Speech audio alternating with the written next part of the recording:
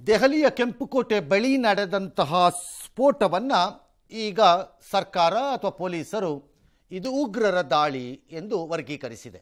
ಅಂದರೆ ಒಂದು ಇನ್ಸಿಡೆಂಟನ್ನು ಇದು ಟೆರರಿಸ್ಟ್ ಅಟ್ಯಾಕ್ ಅನ್ನೋದನ್ನು ಕನ್ಫರ್ಮ್ ಮಾಡಿದೆ. ಅಂದರೆ ಇನ್ಯಾವ ಅನುಮಾನಗಳಿಗೆ ದಾರಿ ಇಲ್ಲ. ಈಗ ಇವತ್ತು ಪ್ರಧಾನಿ ಮೋದಿಯವರ ನೇತೃತ್ವದಲ್ಲಿ ಸಂಪುಟ ಸಭೆ ನಡೀತು, ಭದ್ರತಾ ಇದರದ್ದು ಕಮಿಟಿ ಆನ್ ಇಂಟರ್ನಲ್ ಸೆಕ್ಯೂರಿಟಿ. ಭಯೋತ್ಪಾದಕ ಕೃತ್ಯ ಅಂತ ಸರ್ಕಾರ ಹೇಳಿದ ಮೇಲೆ ಅದು ಎಷ್ಟು ಸ್ಫೋಟಕ, ಎಷ್ಟು ಹೀನವಾಗಿತ್ತು ಅನ್ನೋ ವಿವರಗಳು ಮತ್ತಷ್ಟು ಹೊರಕ್ಕೆ ಬರ್ತಾ ಇದೆ. ಇವತ್ತು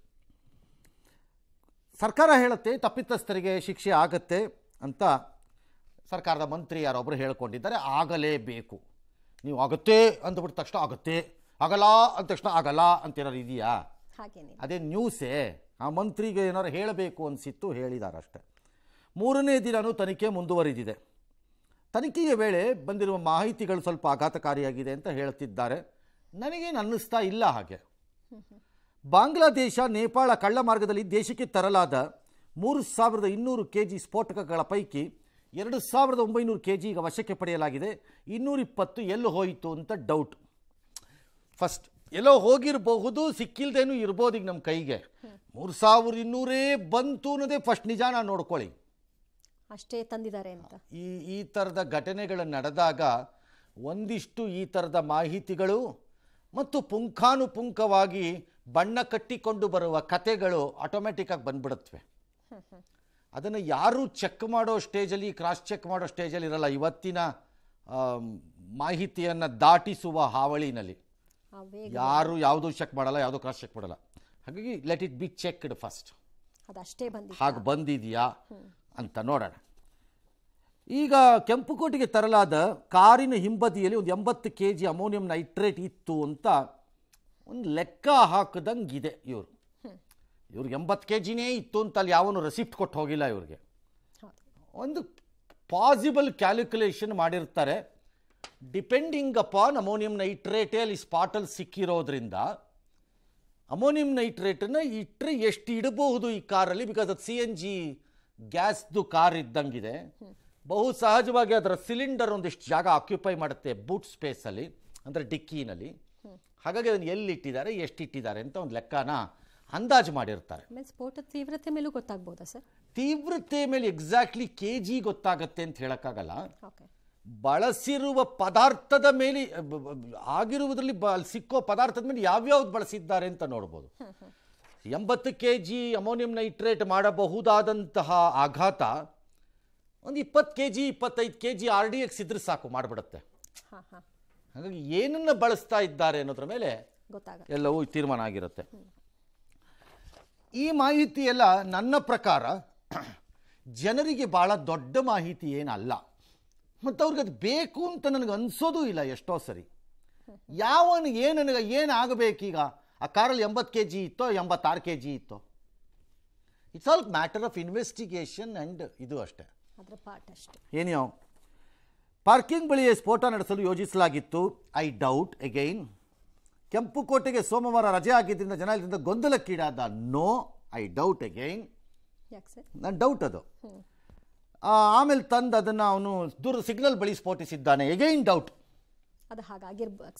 ಅವನು ಪಾರ್ಕಿಂಗ್ ಲಾಟ್ಗೆ ಹೋಗಿರೋದಾನೇ ನಿಜ, ಅಲ್ಲೇ ಸ್ಫೋಟಿಸಬಹುದು ಅಂತ ಪ್ಲ್ಯಾನ್ ಇರಬಹುದು.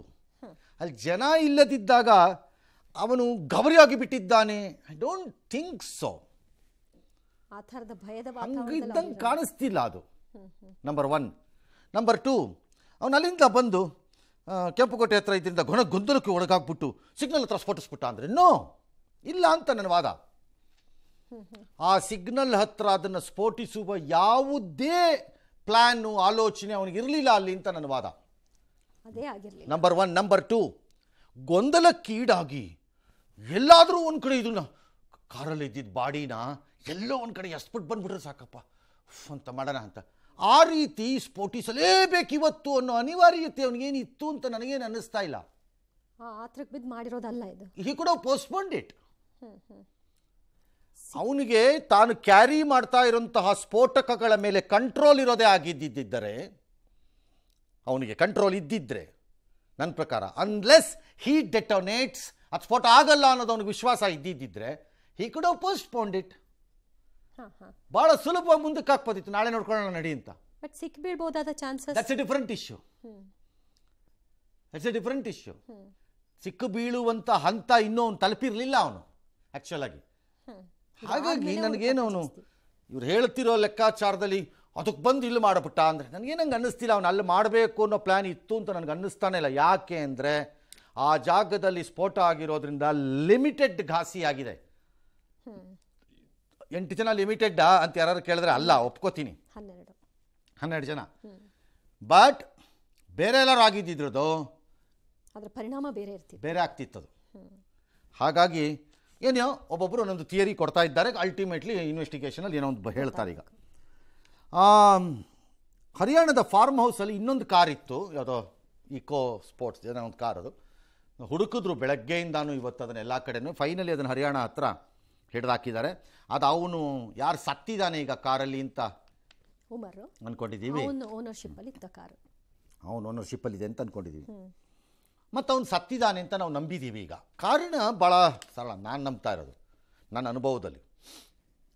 ಕಾರು ಯಾವುದೇ ಪಾರ್ಕಿಂಗ್ ಲಾಟಲ್ಲಿ ಇದ್ದು ಸ್ಫೋಟಿಸಿದ್ದರೆ ಅದರಲ್ಲಿ ಇವನು ಇದ್ದ ಸತ್ತ ಅಂತ ಯಾರು ಹೇಳಿದ್ರೆ ಸ್ವಲ್ಪ ನಂಬೋದು ಕಷ್ಟ ಆಗ್ತಿತ್ತು, ಅಂಟಿಲ್ ಬಾಡಿ ಸಿಗೋವರೆಗೆ. ಇದು ಮೂವಿಂಗ್ ಕಾರ್ ಇದು. ಹಾಗಾಗಿ ಯಾರೋ ಒಬ್ಬ ಡ್ರೈವ್ ಮಾಡಬೇಕು, ಭೂತಾನರು ಮಾಡಬೇಕು, ಅಟ್ಲೀಸ್ಟು ಎಲ್ಲಾದರೂ ಒಂದು ಕಡೆಯಲ್ಲಿ ಕಾಣಿಸ್ಕೊಳ್ಳೇಬೇಕು. ಇವನು ಡ್ರೈವ್ ಮಾಡ್ತಿರೋದು ಆಲ್ಮೋಸ್ಟ್ ಕನ್ಫರ್ಮ್ಡ್ ಆಗಿದೆ. ಮತ್ತು ಅವನ ತಾಯಿದು DNA ಎಲ್ಲ ತೊಗೊಂಡಿದ್ದಾರೆ. ಇವಂದು ಬಾಡಿ ಪಾರ್ಟ್ಸಲ್ಲಿ ಸಿಕ್ಕತ್ತೆ, DNA ಮ್ಯಾಚ್ ಮಾಡ್ತಾರೆ. ಹಾಗಾಗಿ ಅವನದ್ದೇ ಫೋರ್ಡ್ ಕಾರುವೆ. ಇನ್ನು ಎಲ್ಲ ಮಧ್ಯೆ ಡಾಕ್ಟರ್ ಮುಜಾಮಿಲ್, ಡಾಕ್ಟರ್ ಉಮರ್ ಜೊತೆ ಸಂಪರ್ಕ ಹೊಂದಿದ ಕಾಶ್ಮೀರದ ತಜ್ಮೀಲ್ ಮಲ್ಲಿಕನನ್ನು ವಿಚಾರಣೆ ಮಾಡಿ ಬಿಡುಗಡೆ ಮಾಡಿದ್ದಾರೆ.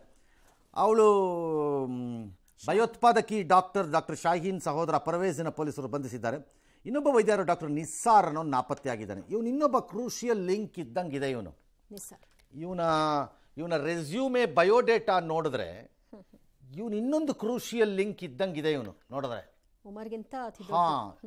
ಹಾಗಾಗಿ ಇವನು ಇನ್ನೂ ಸಿಕ್ಕಿಲ್ಲ, ತಪ್ಪಿಸ್ಕೊಂಡಿದ್ದಾನೆ. ಗೊತ್ತಿಲ್ಲ, ನಾಳೆ ನಾಳಿದ್ದಲ್ಲಿ ಪಾಕಿಸ್ತಾನದಲ್ಲಿ ಕಾಣಿಸ್ಬೋದು. ಶಾಹೀನ್ ಜೊತೆ ಸಂಪರ್ಕದಲ್ಲಿದ್ದ ಕಾನ್ಪುರದ 9 ಜನ ವಿಚಾರಣೆಗೆ ತೊಗೊಂಡಿದ್ದಾರೆ. ಏನು ಕತೆ ಇವ್ರದ್ದು? ಕಳೆದ ಜನವರಿಯಲ್ಲಿ ಕೆಂಪುಕೋಟೆಗೆ ಮುಜಾಹಿಲ್ ಹೋಗಿರ್ಬೋದು. ಈ ಥರದ ಜಾಗಗಳಿಗೆ ಹೋದಾಗ ರೆಕಿ ಮಾಡ್ತಾರೆ, 10 ಜಾಗಗಳಲ್ಲಿ ಮಾಡಿರ್ಬೋದು. ಪಾರ್ಕಿಂಗ್ ಬಳಿ ಸ್ಫೋಟಕ್ಕೆ ಸಂಚು ಮಾಡಿರ್ಬೋದು, ನಾನಿಲ್ಲ ಅಂತ ಹೇಳೋಕ್ಕಾಗಲ್ಲ ಯಾರುವೆ. ಬಾಬ್ರಿ ಮಸೀದಿ ಇದ್ದು ಅಂತ ಡಿಸೆಂಬರ್ 6ಕ್ಕೆ plan possible again, because very symbolic ಆಗಿ ಡೇ ಇರುತ್ತೆ ಅದು ಅನ್ನೋದು. ಫರೀದಾಬಾದಲ್ಲಿ 2900 kg ಸ್ಫೋಟಕ, ನಿನ್ನೆ ಹೇಳಿದೆ, ಆ ಪ್ರಮಾಣದನ್ನು ಸಂಗ್ರಹಿಸಿದ್ದೇ ನನಗೆ ಭಾಳ ಆಶ್ಚರ್ಯ ಅಂತ. ಅವ್ರ ಧೈರ್ಯಕ್ಕೆ ಮೆಚ್ಚಬೇಕು. ಒಂದೇ ಕಡೆಗೆ ಅದನ್ನು ತಂದು ಇಟ್ಕೊಂಡಿರೋ ಧೈರ್ಯ ಮತ್ತು ಅದನ್ನು ಸಂಗ್ರಹಿಸಿರೋ ರೀತಿ ಭಾಳ ಆಶ್ಚರ್ಯ ನನಗೆ. ಯಾಕಂದರೆ ಆಲ್ಮೋಸ್ಟ್ 1.5 ವರ್ಷ ಟೈಮ್ ತೊಗೊಂಡಿದ್ದಾರೆ ಅದನ್ನು ಮಾಡೋಕ್ಕವರು. ದಟ್ ಮೀನ್ಸ್ ಅದಕ್ಕೆ ನಾನು ಹೇಳ್ತಾ ಇದ್ದಿದ್ದು, ಅದು ಗಾಬರಿಯಿಂದ ಬಂದು ಸಿಗ್ನಲಲ್ಲಿ ಮಾಡಿಬಿಟ್ಟ ಅಂತ. ನೋ, 2900 kg ಸ್ಫೋಟಕ ಇವರು ಸಂಗ್ರಹಿಸಿದ್ರು 1.5 ವರ್ಷ 2 ವರ್ಷ ಅನ್ನೋದಾದರೆ there plan was very big. ಅದು ಚೋಟೆ ಪೋಟೆ ಪ್ಲ್ಯಾನ್ ಅಲ್ಲ. ಐದರ್ ಸಿಂಗಲ್ ಬ್ಲಾಸ್ಟ್ 100 ಜನ ಡಮಾರ್ ಆಗಬೇಕು, ಇಲ್ಲ ಮಲ್ಟಿಪಲ್ ಬ್ಲಾಸ್ಟ್ 100 ಜನ ಅದರಲ್ಲೂ ಡಮಾರ್ ಆಗಬೇಕು. ಸಿಂಗಲ್ ಸಿಟಿ ಬ್ಲಾಸ್ಟ್ 100 ಜನ ಸಾಯಬೇಕು, ಅಥವಾ ಮಲ್ಟಿ ಸಿಟಿ ಬ್ಲಾಸ್ಟ್ 100 ಜನ ಸಾಯಬೇಕು. ಲಾಸ್ ದೊಡ್ಡ ಮಟ್ಟಿಗೆ ಇರಬೇಕು, ದೊಡ್ಡದಾಗಿರಬೇಕದು ಆಟ. ಅವರು 70 mm ಮೂವಿ ಕೈ ಹಾಕಿರೋದು. ಹಾಗಾಗಿ ನಾನು ಅದನ್ನು ಹೇಳಿದ್ದು, ಆ ಸಿಗ್ನಲ್ ಹತ್ರ ಬಂದಾಗ ಗಾಬರಿಯಿಂದ ಆಡಿಸ್ಬಿಟ್ಟ ಅಂತ. ನೋ, ಏನೋ ಹೆಚ್ಚು ಕಡಿಮೆ ಆಗಿ ಅದು ಟ್ರಿಗರ್ ಆಗೋಗಿದೆ. Which was beyond his control, ಅದಾಗಿದೆ. ಈ ಮಧ್ಯೆ JNK ಪೊಲೀಸರು ನೀವು ಸ್ಫೋಟಕ ಬಚ್ಚಿಡ್ಬೋದು, ಪರಾರಿಯಾಗಕ್ಕಾಗಲ್ಲ ಅಂತಂದ್ರಂತೆ. ಅದಕ್ಕೆ ಭಯ ಬಿದ್ದುಬಿಟ್ಟ ಡಾಕ್ಟರ್ ಉಮರ್ ಅಂತ. ಇದೆಲ್ಲ ಬುರುಡೆ ಅಂತ ನನ್ನ ವಾದ. ಈ ಬುರುಡೆಗೆಲ್ಲ ನಾನಂತೂ ಅದನ್ನು ಕವರ್ ಮಾಡಿರೋವನಾಗಿ ನಾನೇನು ಅಷ್ಟು ಸುಲಭವಾಗಿ ಅದಕ್ಕೆ ಒಪ್ಪವನಲ್ಲ. ಅಂಥ ಬುರುಡೆಗೆಲ್ಲ ಹೆದರ್ಕೊಳ್ಳಲ್ಲ ಯಾರು, ಇಂಥವ್ರು ಹೆದರಲ್ಲ. ಆರ್ಡಿನರಿ ಚಿಲ್ಲರೆ ಕಳ್ಳರಿದ್ದಿರ್ತಾರಲ್ಲ ಅವ್ರು ಹೆದರ್ಕೊಂಡ್ಬಿಡ್ತಾರೆ. ಜೀವದ ಭಯ ಇಲ್ಲದೆ ಇರೋರಲ್ವ ಇವರೆಲ್ಲ ಅದು ಬಿಟ್ಟೇ ಬಂದಿರೋದು. ಕಂಪ್ಲೀಟ್ಲಿ ಡಾಕ್ಟ್ರಿನೇಟೆಡ್ ಮತ್ತು ವಿಷವನ್ನು ಒಳಗಡೆ ತುಂಬಿಕೊಂಡು ಆಗೋಗಿದೆ. ಆ ಭಯ ಅವೆಲ್ಲ ಬಿಟ್ಟು, ಋಣ ಇವೆಲ್ಲ ಬಿಟ್ಟಿರೋದು. ಯಾಕೆ ಋಣ? ಈ ಡಾಕ್ಟ್ರು ಯಾರು ಇವನು ಈಗ ಸತ್ತ ಕಚಡ ಕಂತ್ರಿ, ಏನಂತ ಪದ ಬಳಸೋಣ,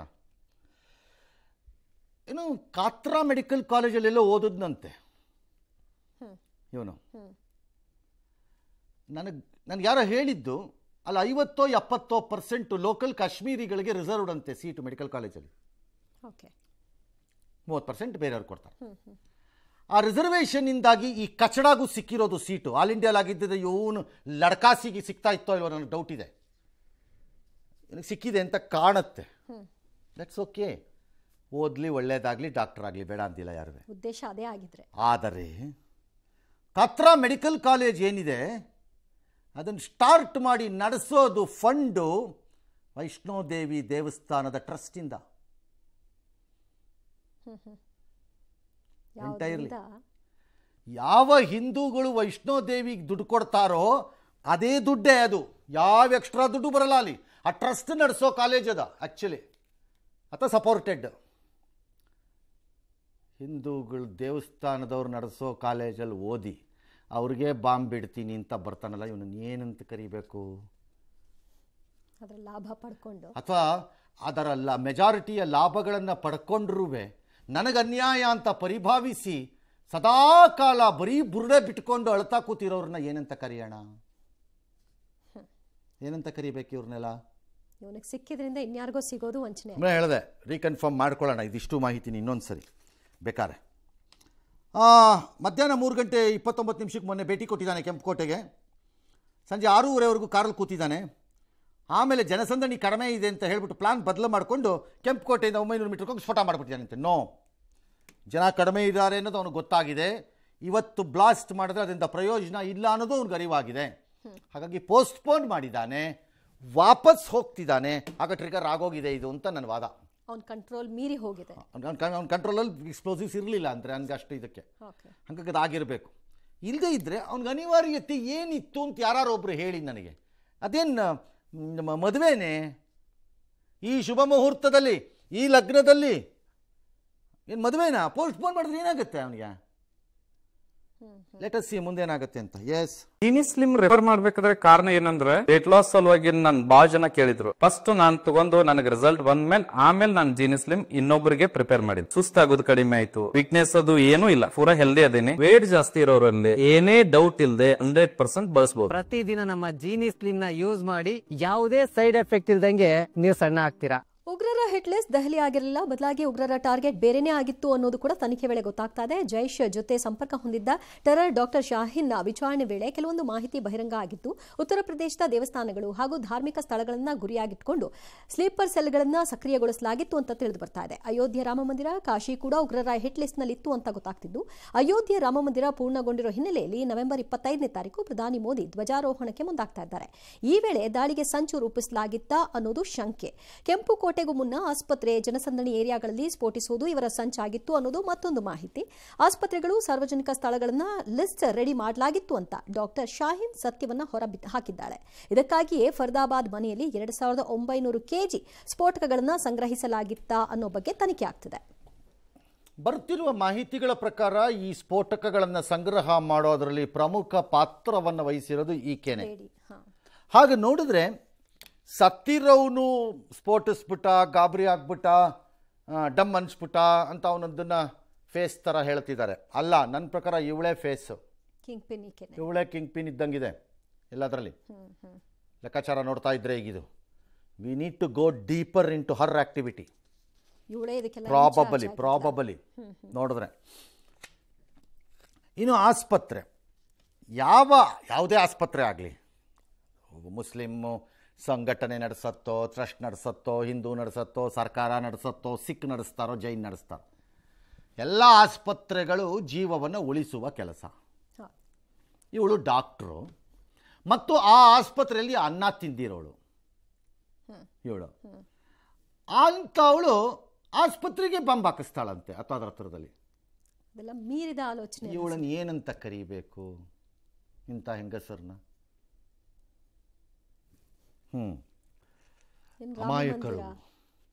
ಅಮಾಯಕಳು.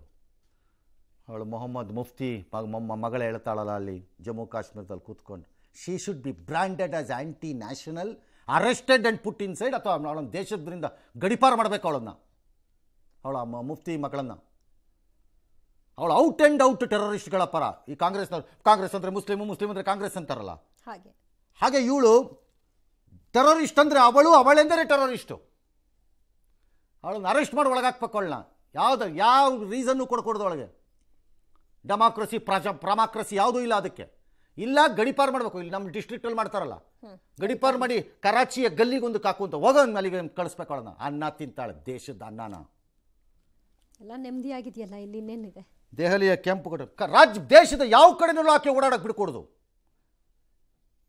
ಹೋಗೋ ಟೆರರಿಸ್ಟ್ ಜೊತೆಗೇನೆ ಅಂತ.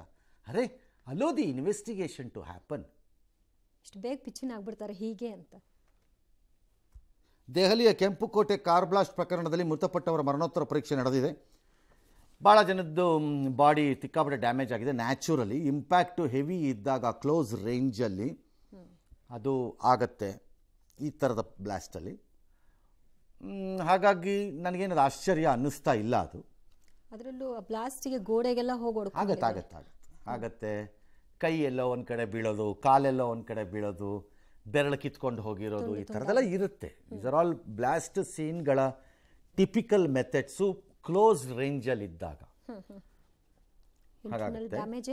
ಹಾಗಾಗಿ ಆಗಿದೆ. 8 ಜನರದ್ದನ್ನು ಪತ್ತೆ ಮಾಡಿದ್ದಾರೆ. ಅದರಲ್ಲಿ 3 ಮುಸ್ಲಿಮರಿದ್ದಾರೆ. ಈಗ ನನ್ನ ಪ್ರಶ್ನೆ ಇರೋದು, ಈ ಅಮಾಯಕ 3 ಮುಸ್ಲಿಮರು ಅಂತ ನಾನು ಪರಿಗಣಿಸ್ಬೇಕು ತಾನೆ ಅವರನ್ನು? ಅವ್ರ ಪಡ್ಗವ್ರ ಪಾಪ ಅಲ್ಲೆಲ್ಲ ರಸ್ತೆ ಬದಿಯಲ್ಲಿ ನಿಂತಿದ್ದಿರ್ತಾನೆ, ಯಾವುದ್ರ ಅರಿವು ಇರಲಿಲ್ಲ. ಈ ರೀತಿ ದಾಳಿ ಮಾಡಿ ಹಿಂದೂಗಳನ್ನು ನಾಶ ಮಾಡೋದೋ ಅಥವಾ ಹಿಂದೂಗಳದ್ದು ಭಾರತ ಅನ್ನೋ ಕಾರಣಕ್ಕೆ ನಾಶ ಮಾಡ್ತೀವಿ ಅಂತನೋ ಮಾಡಿ ಭಾರತಕ್ಕೆ ಪಾಠ ಕಲಿಸಿ ಅಲ್ಲಾಹನನ್ನು ಮೆಚ್ಚಿಸಿ ಸ್ವರ್ಗಕ್ಕೆ ಹೋಗುವ ಹಾದಿಯನ್ನು ಹುಡುಕುವಂಥ ಈ ಕಚ್ಚಡಗಳಿಗೀಗ ಅಲ್ಲ ಏನು ಮಾಡಬೇಕು? 3 ಮುಸ್ಲಿಮರನ್ನು ಕೊಂದಿದ್ದಕ್ಕೆ. ಅದು ಯಾವ ದೇವರಾರು ಆಗಿರಲಿ. How can you pardon them? ನಾಳೆ ಹಿಂದೂ ದೇವರಾದರೂ ಅಷ್ಟೇ. How can you pardon God? ಅದಿಲ್ಲ. ಅಂದರೆ ಅರ್ಥ ಇವರು ರಾಕ್ಷಸರು, ಇವರಿಗೆ ರಕ್ತ ಹರಿಸೋದು ಒಂದೇ, ಅದಕ್ಕೆ ವಿಷ ತುಂಬಿರೋದು. ಇಂತಹ ರಾಕ್ಷಸರನ್ನು ಮುಸ್ಲಿಮರ ಹೆಸರಿನಲ್ಲಾಗಲಿ ಅಥವಾ ಅಲ್ಲಾನ ಆದೇಶವನ್ನು ಪಾಲನೆ ಮಾಡ್ತಿದ್ದಾರೆ ಅನ್ನೋಂಥ ಹೆಸರಿನಲ್ಲಾಗಲಿ ರಕ್ಷಣೆಗೆ ನಿಲ್ಕೂಡ್ದು ಇಂಥ ರಾಕ್ಷಸರಿಗೆ. ಅದು ಯಾರು ಕೂಡ no god will ever tell. ಈಗ ವಾಟ್ ವಿಲ್ ಅಲ್ಲಾ ಡೂ ಹಂಗಾರೀಗ? ಹೌ ಕ್ಯಾನ್ ಈ ಪಾರ್ಡನ್ ದಿಸ್ ಕ್ಯಾರೆಕ್ಟರ್ಸನ್ನು 3 ಜನ ಸಾಯಿಸಿದಾರಲ್ಲ, ಈ ಥರದ ಕೃತ್ಯಗಳನ್ನ. ಎಸ್. ದೆಹಲಿಯ ಐತಿಹಾಸಿಕ ಕೆಂಪುಕೋಟೆ ಬಳಿ ನಡೆದ ಸ್ಫೋಟ ಪ್ರಕರಣದಲ್ಲಿ ಒಂದೊಂದೇ ಸತ್ಯ ಹೊರಗೆ ಬರ್ತಾ ಇದೆ. ಪಾಕಿಸ್ತಾನದ ಮೇಲೆ ಮೃದು ಧೋರಣೆ ಹೊಂದಿರೋ ಟರ್ಕಿಯಲ್ಲಿ ಸ್ಫೋಟಕ್ಕೆ ಸಂಚು ರೂಪಿಸಲಾಗಿತ್ತ ಅನ್ನೋ ಅನುಮಾನ. ದೆಹಲಿ ಸ್ಫೋಟದ ಬಾಂಬರ್ ಡಾಕ್ಟರ್ ಉಮರ್ ಹಾಗೂ ಬಂಧಿತ ಉಗ್ರ ಮುಜಾಮಿಲ್ ಟರ್ಕಿಗೆ ಹೋಗಿ ಬಂದಿದ್ದ ಬಗ್ಗೆ ಈಗ ಗೊತ್ತಾಗ್ತಿದೆ. ಟರ್ಕಿಯಲ್ಲೂ ಏನಾದರೂ ಷಡ್ಯಂತ್ರ ರೂಪಿಸಲಾಗಿತ್ತ ಅನ್ನೋ ಬಗ್ಗೆ ತನಿಖೆ ನಡೀತಾ ಇದೆ. ಹರಿಯಾಣದ ಅಲ್ ಫಲಾಹ್ ವಿಶ್ವವಿದ್ಯಾಲಯದ ಮೇಲೆ ಅನುಮಾನ ತೀವ್ರವಾಗಿದ್ದು, ಉಗ್ರ ಚಟುವಟಿಕೆಯಲ್ಲಿ ಭಾಗಿಯಾದ ಆರೋಪದ ಮೇಲೆ ಮುಜಾಮಿಲ್ ಹಾಗೂ ಶಾಹಿನ್ ಅರೆಸ್ಟ್ ಆದ ಬಳಿಕ ಅಲ್ ಫಲಾಹ್ ವಿವಿ ಕ್ಯಾಂಪಸ್ನಲ್ಲಿ ತನಿಖೆಯನ್ನು ನಡೆಸಿದ್ದಾರೆ. ವಿದ್ಯಾರ್ಥಿಗಳು, ಸಿಬ್ಬಂದಿಗಳ ವಿಚಾರಣೆ ಕೂಡ ಮಾಡಲಾಗಿದೆ. ಸಿಸಿಟಿವಿ ಫುಟೇಜ್ಗಳ ಪರಿಶೀಲನೆಯನ್ನು ಮಾಡಲಾಗ್ತಿದೆ. ತನಿಖಾ ತಂಡಗಳ ಪ್ರಕಾರ ಉಗ್ರ ಚಟುವಟಿಕೆಗಳಿಗೆ ಅಲ್ ಫಲಾಹ್ ಆವರಣ ಏನಿದೆ ಅದು ಕಾರ್ಯಸ್ಥಾನವಾಗಿತ್ತು ಅಂತ ಗೊತ್ತಾಗ್ತಿದೆ. ಯೂನಿವರ್ಸಿಟಿ ಹೇಳುತ್ತೆ ನಮಗೂ ಅದಕ್ಕೂ ಸಂಬಂಧ ಇಲ್ಲ ಅಂತ. ಸ್ಫೋಟಕ್ಕೆ ನಿಮಗೂ ಸ್ಫೋಟಕ್ಕೆ ಸಂಬಂಧ ಇದೆ ಅಂತ ಯಾರೂ ಹೇಳ್ತಾ ಇಲ್ಲ. ಅಲ್ಲಿದ್ದಂತಹ ವೈದ್ಯರೇ. ಆದರೆ ಅಲ್ಲಿ ನಡೀತಿರುವ ಚಟುವಟಿಕೆಗಳು ಈ ಪರಿಪ್ರಮಾಣದಲ್ಲಿ ನಡೀತಿದೆ ಅಂದರೆ ಒಂದು ಬೇಸಿಕ್ ಆಗಿ ನೀವು ಗಮನ ಇಡಬೇಕಾಗತ್ತೆ. ಲ್ಯಾಬ್ಗಳನ್ನ ಬಳಸ್ಕೊಂಡಿರೋ ಝೀರೋ ಮಾಡೋಕ್ಕಾಗಲ್ಲ. ನೀವೇ ಕಾರಣ ಅಂತ ಯಾರು ಹೇಳ್ತಿಲ್ಲ, ಅಲ್ಲಿದ್ದವ್ರು ನಡೆಸ್ಕೊಂಡಿರೋ. ಒಂದು. ಎರಡನೇದು, ಯೂನಿವರ್ಸಿಟಿಯ ಕೆಲವು ಅಟ್ಮಾಸ್ಫಿಯರ್ ವಿಚಾರದಲ್ಲೂ ಕೆಲವು ಆಕ್ಷೇಪಗಳಿವೆ. ಈಗ ಅಪಾಯಿಂಟ್ಮೆಂಟ್ಗಳ ರೀತಿ ಮತ್ತು ಕೆಲವು ಇನ್ನಿತರ ವಿಚಾರಗಳಲ್ಲಿ ಕೆಲವು ಆಕ್ಷೇಪಗಳಿವೆ. ಹಾಗಾಗಿ ಯೂನಿವರ್ಸಿಟಿ ಕೆನಾಟ್ ಎಸ್ಕೇಪ್. ಕೈ ತೊಳ್ಕೊಂಡು ಹೋಗೋಕ್ಕಾಗಲ್ಲ. ಹಾಗೆ ಮುಸ್ಲಿಂ ಪ್ರಾಬಲ್ಯದಲ್ಲಿರುವ ಜಾಗದಲ್ಲಿರುವಂಥ ಯೂನಿವರ್ಸಿಟಿ ಅದು ಎಲ್ಲಿ ಬೇಕಾದ್ರೂ ಇರ್ಬೋದು, ದಟ್ಸ್ ಓಕೆ. 76 ಎಕರೆ, ಒಂದು 600 ಹಾಸಿಗೆ ಇದೆ ಆಸ್ಪತ್ರೆ. ಅಲ್ಲೇ ಡಾಕ್ಟರ್ ಆಗಿದ್ದ ಇವನು, ಅಲ್ಲೇ ಅವಳು ಪರ್ವೇಜು ಶಾಹೀನು ಎಲ್ಲ ಕೆಲಸ ಮಾಡ್ತಿದ್ರು. ಅಲ್ಲೇ AK-47 ಸಿಕ್ಕಿದ್ದಿದ್ದು. ಡ್ಯಾಶ್ ಡ್ಯಾಶ್ ಡ್ಯಾಶ್ ಯೂನಿವರ್ಸಿಟಿಯ ಕತೆ. ಇನ್ನು ಪಾಕಿಸ್ತಾನದಲ್ಲಿ ಟರ್ಕಿನಲ್ಲಿ ಪ್ಲ್ಯಾನ್ ಆಯಿತು. ಪಾಕಿಸ್ತಾನದಿಂದ ಜೈಷೆ ಮೊಹಮ್ಮದ್ ಅವರು ಹೇಳಿಕೊಟ್ರು, ಅವ್ರ ಜೊತೆಗೆ ನಂಟಿತ್ತು. ಅಷ್ಟಕ್ಕೆ ನಿಂತಿರಲ್ಲ. ಸಾಮಾನ್ಯವಾಗಿ ಡೈರೆಕ್ಟ್ಲಿ ಆರ್ ಇಂಡೈರೆಕ್ಟ್ಲಿ ಇಂತಹ ಪ್ರಕರಣದಲ್ಲಿ ನನ್ನ ಪ್ರಕಾರದಲ್ಲಿ ಇವರು ಸಂಗ್ರಹಿಸಿರುವಂತಹ ಸ್ಫೋಟಕದ ಪ್ರಮಾಣ ನೋಡಿದ್ರೆ ಅವರು ಒಂದು ಈಗ ಯಾವುದೋ ಬಾಂಬೆ ಅಟ್ಯಾಕ್ ಆಯ್ತಲ್ಲ ಆ ಥರ ಒಂದು ದೊಡ್ಡ ಅಟ್ಯಾಕ್ ಕೈ ಹಾಕಿದ್ದಾರೆ. ಅದನ್ನು ಒಂದು ಜೈಷೆ ಮೊಹಮ್ಮದ್ ಎಕ್ಸಿಕ್ಯೂಟ್ ಮಾಡುತ್ತೆ ಅಂತ ನಾನು ಅಂದ್ಕೊಂಡಿಲ್ಲ. Nothing but ISI and Pakistan army involve ಇದು. ಮೇ ಬಿ ಟರ್ಕಿನಲ್ಲಿ ಮೇ ಬಿ ದೇರ್ ಇಂಟೆಲಿಜೆನ್ಸ್ ಸಂಘಟನೆಗಳು ಯಾವ್ದಾದ್ರು ಇನ್ವಾಲ್ವ್ ಇರಬೇಕು, ಪಾಸಿಬಲ್. ಮೂರನೇದು, ಪಾಕಿಸ್ತಾನದ ನಡವಳಿಕೆಗಳನ್ನು ಯಾರು ಬೇಕಾದರೂ ಗಮನಿಸ್ಕೊಳ್ಳಿ, ಗಮನಿಸದೇ ಇದ್ದರೆ ಗಮನಿಸಿ ನೀವು ಬೇಕಾದ್ರೆ. ಯಾವ್ಯಾವಾಗ ಅಮೇರಿಕದ ಎಂಜಲನ್ನೆಕ್ಕೊಂಡು ಬಗ್ಗಿಕೊಂಡು ಇವರು ಹೋಗ್ತಾರೆ ಮತ್ತು ಅಮೇರಿಕ ಅವರಿಗೆ ಥೂ ಅಂತ ಉಗಿಸಿ ನೆಗ್ಸತ್ತೆ, ಅವ್ರ ಜೊತೆಲಿ ಇಟ್ಕೊಳ್ಳುತ್ತೆ, ಆಗೆಲ್ಲ ಬಾಲ ಬಿಚ್ತಾರೆ. ನೀವು ಜ್ಞಾಪಕ ಇಟ್ಕೊಳ್ಳಿ, ಜ್ಞಾಪಕ ಇಟ್ಕೊಳ್ಳಿ, ಬೇಕಾದ್ರೆ ನೋಡ್ಕೊಳ್ಳಿ ಯಾವ್ಯಾವ ಇನ್ಸಿಡೆಂಟ್ ಇದೆ ಎಲ್ಲ ನೋಡ್ಕೊಳ್ಳಿ, ಯಾವ್ಯಾವಾಗ ಆಗತ್ತದು ಅಂತ. ನಮ್ಮ ಜೊತೆ ಅವರಿದ್ದಾರೆ. United America should think like this. ಭಾಳ ದೀರ್ಘಕಾಲ ಆ ದೇಶ ಇನ್ನೊಂದು ದೇಶದಲ್ಲಿ ಗೋಲಿ ಆಟ ಆಡಿದೆ ತನಗೆ ಬೇಕಾದ ರೀತಿಯಲ್ಲಿ. ಈಗಲೂ ನಾನು ಹಾಗೇ ಆಡ್ಕೊಂಡು ಇರ್ತೀನಿ ಅಂತ ಅದು ಅನ್ಕೊಂಬಿಟ್ಟಿದೆ. ತುಂಬ ವರ್ಷ ನಡೆಯಲ್ಲ ಇನ್ನು ಆಟಗಳು ಅಮೇರಿಕದ್ದು. ಭಾಳ ದೇಶಗಳು ಅದಕ್ಕೆ ತಿರುಗಿಸ್ಕೊಡೋ ಕಾಲ ಹತ್ತಿರಕ್ಕೆ ಬರ್ತಾ ಇದೆ. ಹಾಗಾಗಿ ಒಂದು ದಿನ ಈ ರಾಕ್ಷಸರು ಯಾರಿದ್ದಾರೆ, ಅದೇ 3 ಜನ ಮುಸ್ಲಿಮರು ಸತ್ತಿದ್ದಕ್ಕೆ ಅಲ್ಲಾ ಕ್ಷಮಿಸಲ್ಲ ಅನ್ನಲ್ಲ, ಈ ರಾಕ್ಷಸರು ಯಾರಿದ್ದಾರೆ ರಕ್ತ ಮಾಂಸದ ಮೂಲಕವೇ ತಮ್ಮ ಜೀವನ ನಡೆಸೋ ಅಂತಹ ಕಚಡಗಳಿದ್ದಾರೆ. ಈ ಕಚಡಗಳಿಂದ ಅಮೇರಿಕ ಕಷ್ಟ ಅನುಭವಿಸ್ತೇ ಇದ್ದರೆ ನೋಡ್ತಾ ಇರಿ. ಅದು ನಮ್ಮ ಕಣ್ಣು ಮುಂದೆನೇ ಆಗಲಿ ಅಂತ ಬಯಸ್ತೀನಿ ನಾನು. ಅನುಭವಿಸ್ತಾರೆ, ನೋಡ್ತಾ ಇರಿ. ಈಗ ಪಾಕಿಸ್ತಾನ ಅನುಭವಿಸ್ತಿದೆಯಲ್ಲ ಒಳಗಡೆ, ಹಾಗೆ ಎಲ್ಲದಕ್ಕೂ ನಾನು ವಿಕ್ಟಿಮ್ ಅಂತ ಮಾಡ್ಕೊಂಡು ಹೋದರೆ ನಡೆಯಲ್ಲ. ಎಲ್ಲ ಕಡೆಯಲ್ಲೂ ನಾನೇ ವಿಕ್ಟಿಮ್ ಅದು ಏನು ಬೇರೆಯವರೆಲ್ಲ ಕತ್ತೆಗಳ? ನೈಜೀರಿಯಾನಲ್ಲಿ ಮುಸ್ಲಿಂ ಸಾರ್ವಭೌಮತೆಯನ್ನು ಸ್ಥಾಪಿಸಲಿಕ್ಕೆ ತಾನೇ ಕ್ರಿಶ್ಚಿಯನ್ಗೆ ಹೊಡಿತಿರೋದು. ಜೀವ್ಗಳು ಏನು ಅವ್ರದ್ದು ವಾದ, ನಮ್ಮನ್ನು ಮುಗಿಸಕ್ಕೇನೆ ಮುಸ್ಲಿಮ್ರದ್ದು ಎಲ್ಲರೂ ಸೇರ್ಕೊಂಡು ನಮ್ಗೆ ಹೊಡಿತಾರೆ ಅಂತ ಅವ್ರದ್ದು ಲೆಕ್ಕಾಚಾರ. ಹಿಂದೂಗಳದ್ದು ಅದೇ ಥರದ್ದು ಇನ್ನೊಂದು ಲೆಕ್ಕಾಚಾರ. ಮತ್ತು ಭಾಳ ಕಡೆ ನಡೀತಿರೋದು ಅವ್ರವ್ರದ್ದೇ ನಡೀತಿದೆ. ಸುಡಾನಲ್ಲಿ ಇಟ್ಸ್ ಎ ಮುಸ್ಲಿಂ ಪ್ರಾಬ್ಲಮ್, ಇರಾನ್ನಲ್ಲಿ ಅವ್ರವ್ರದ್ದೇ ಪ್ರಾಬ್ಲಮ್, ಸಿರಿಯಾ ಅವ್ರವ್ರದ್ದೇ ಪ್ರಾಬ್ಲಮ್. ಹಾಗಾಗಿ ಎಲ್ಲವನ್ನ ನಾನು ವಿಕ್ಟಿಮ್ ಅಂತ ಪ್ರೊಜೆಕ್ಟ್ ಮಾಡೋಕ್ಕಾಗಲ್ಲ. ಕೆಲವು ಕಡೆ ಇರಬಹುದು, ನಾನು ಇಲ್ಲ ಅಂತ ಹೇಳೋಕ್ಕಾಗಲ್ಲ. ಎಲ್ಲನೂ ಅದೇ ಹಂಗೆ ಆಗೋಕ್ಕಾಗಲ್ಲ. ಹಾಗಾಗಿ ಅಮೇರಿಕಾನು ಅನುಭವಿಸುತ್ತೆ ಒಂದಿನ. ಇಂಥ ರಾಕ್ಷಸರನ್ನು ಸಾಕಿದ ಮೇಲೆ ಅದು ಅನುಭವಿಸ್ಬೇಕಲ್ವೇ?